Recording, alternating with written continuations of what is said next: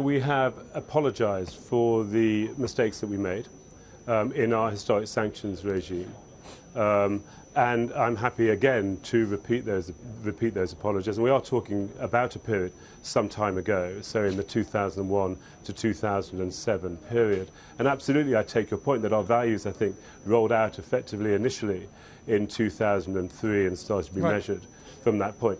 And all we can say is that we continue to focus on those values. We appraise our people against them consistently, and we adjust how we assess their performance, not just in terms of how we remunerate them, but actually in terms of other aspects of performance, on values as well as on what they do.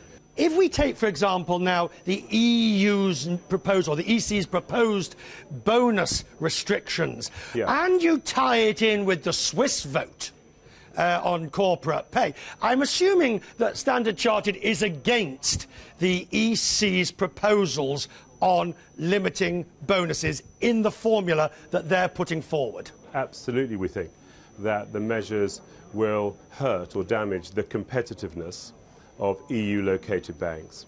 And they compete, we compete, with banks in Asia and the American banks in Asia and the Middle East and Africa, who will not be subject in the same way to those restrictions. And we want to be able to pay our people for good performance, for what they do and how they do it.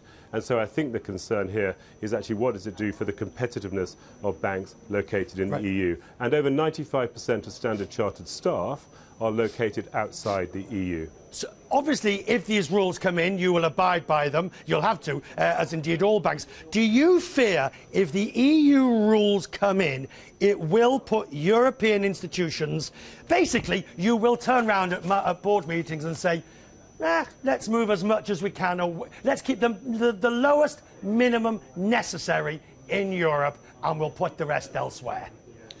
Standard Chartered has roughly 2,000 people in Europe, and we employ 89,000 people around the world. Over 90% of our business derives actually from Asia. Clearly we will comply with any rules. What I would simply reiterate is, first of all, it's too early to think about the specific impact for Standard Chartered. But secondly, we do believe that those measures will reduce competitiveness of EU-based institutions as they seek to engage globally in trade, finance and other aspects of banking business across the world. What's your one biggest economic concern now? Is it US budgetary issues? Is it remaining Eurozone issues? Or is it slowdown in Asia and possibly China with a more hard landing than we thought? Which would it be across the globe, sir?